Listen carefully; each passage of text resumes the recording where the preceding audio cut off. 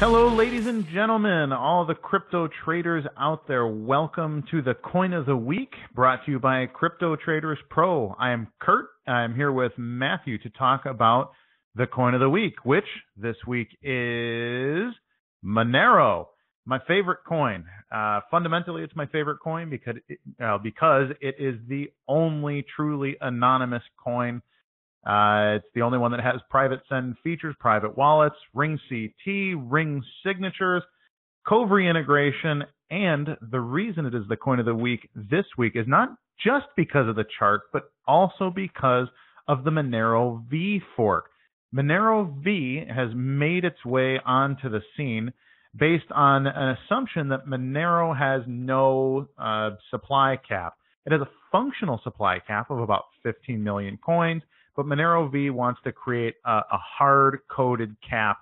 The fork is going to be coming out the middle of March, looks like probably March 14 or something to that effect, and they will be giving 10-to-1 Monero V to Monero. So for anybody holding Monero in a My Monero wallet or on the Monero CLI or GUI wallet on your computer, you'll have the opportunity to get Monero V as soon as it becomes available.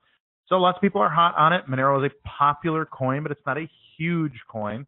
Monero V looking to probably just capitalize on the Monero name. I don't know that I feel great about Monero V's existence fundamentally. I don't know that it's actually solving a problem that exists in the Monero ecosystem.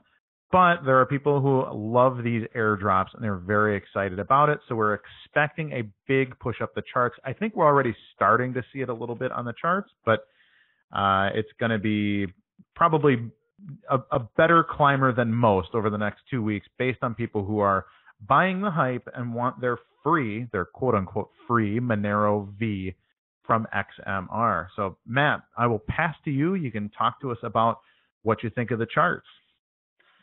Well, first of all, I know a lot of people are going to be asking about what exchanges support the fork.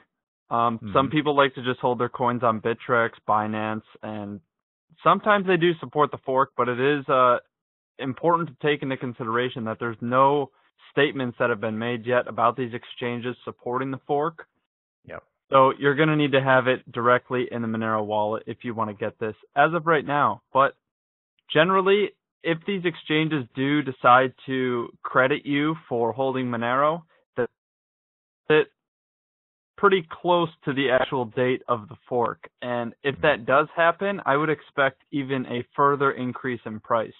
Taking it to the charts here, this is the Monero against Bitcoin chart, and we're seeing this breakout. This is actually was a signal in our pro community to jump on this play, because in the next couple weeks we might see a pretty good sized run up until that fork, and then maybe we see a dump off afterwards. That's generally what happens, but we like to capitalize on these early and get in them before they happen. So right now we're seeing the breakout. This is against Bitcoin.